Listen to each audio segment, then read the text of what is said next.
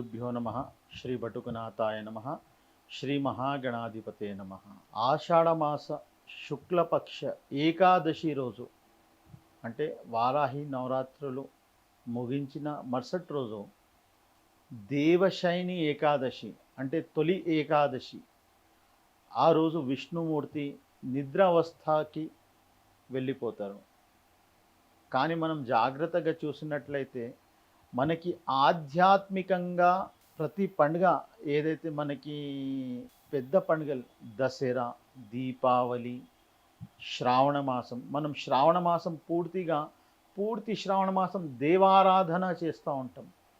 అది శ్రావణ మాసం తదుపరి మనకి గణపతి నవరాత్రులు, తర్వాత పితృపక్షాలు అంటే పితృదేవతలకు ఒక తర్పణాది కార్యక్రమాలు, దాని తర్వాత మనకి నవరాత్రులు, అమ్మవారి నవరాత్రులు, తర్వాత దీపావళి అయ్యాక ఏకాదశి అంటే దేవుఠిని ఏకాదశి అంటే ఆ రోజు విష్ణుమూర్తి నిద్ర నుంచి లేస్తారు. కానీ చూడండి, దేవత పండుకున్నప్పుడే మనకి ఈ ధార్మిక అనుష్ఠానాలు, జప హోమ తపాలు ఇవన్నీ ఎక్కువ ఉంటాయి. ఎందుకంటే ఇంతకుముందు వారాహి నవరాత్రిలో నేను చెప్పాను, ప్రకృతి పురుష అంటే విష్ణుమూర్తి ఎవరి ఆధీనంలో వెళ్ళిపోయినారు? నిద్రాదేవి, మహామాయ, యోగమాయ. ఇది మీరు తెలుసుకోవాలంటే దుర్గా సప్తశతిలో ప్రథమ అధ్యాయంలో ఈ మహామాయ గురించి అతి విస్తారంగా చెప్పడం జరిగింది. మీరు చూసినట్లయితే శివరాత్రి, రాత్రి నవరాత్రులు అంటే రాత్రికి అతి ముఖ్యమైన స్థానం ఇచ్చారు. దాని గురించి ఈ ఒక దక్షిణాయనం, ఈ దక్షిణాయం అంతా మనకి దేవతల ఒక రాత్రి. అయితే రాత్రి పూట చేసే సాధనలన్నీ అంటే శివారాధన, ఇలాంటి ఆరాధనలన్నీ ఈ సమయంలో అతి ఉత్తమైన ఫలితాలు మీరు పొందొచ్చు ఈ ఆరాధన ద్వారా. ఆషాఢమాసం తదుపరి శ్రావణ మాసంలో వరలక్ష్మి వ్రతం. మనకి ఆంధ్ర, తెలంగాణలో ఎక్కువ వరలక్ష్మి వ్రతం చేస్తారు. ఈ శ్రావణ మాసం అనేది చంద్రగ్రహానికి సంబంధించిన మాసం.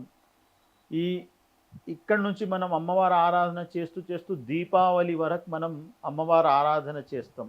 దీపావళిలో మళ్ళా అమావాస్య రోజు మనం లక్ష్మీదేవికి పూజించుకుంటాం.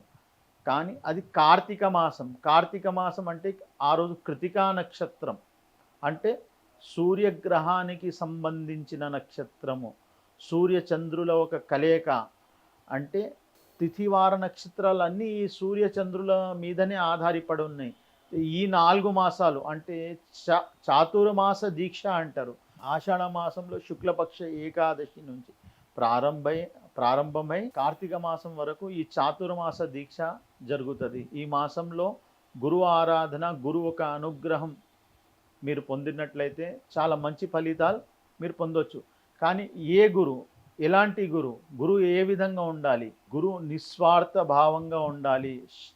ఎప్పుడు శిష్యుడికి చెడు చేసే ఆలోచన గురువు దగ్గర ఉండకూడదు. దాని గురించి ఈ మధ్యలో చాలామంది చాలా రకాలుగా చెప్తా ఉన్నారు. అది మనకి అవసరం లేదు. కానీ నేనైతే ఒక దేవత స్వరూపానికి గురువుగా భావించి ఆ దేవతకి నిత్యం ఆరాధన చేస్తున్నాం. ఆయన అనుగ్రహం వల్లనే నేను అన్ని సుఖాలు పొందాను.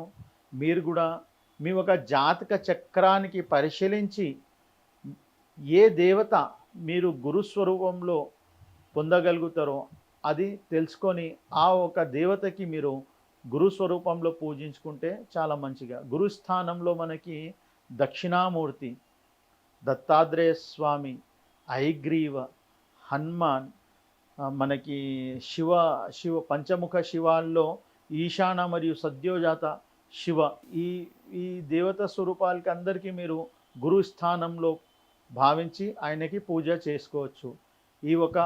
మీరు ఆ స్వామి అనుగ్రహం పొందాలని ఆశిస్తూ శుభం భూయాత్. Please subscribe to the channel and download the Politicos app from the links in the description.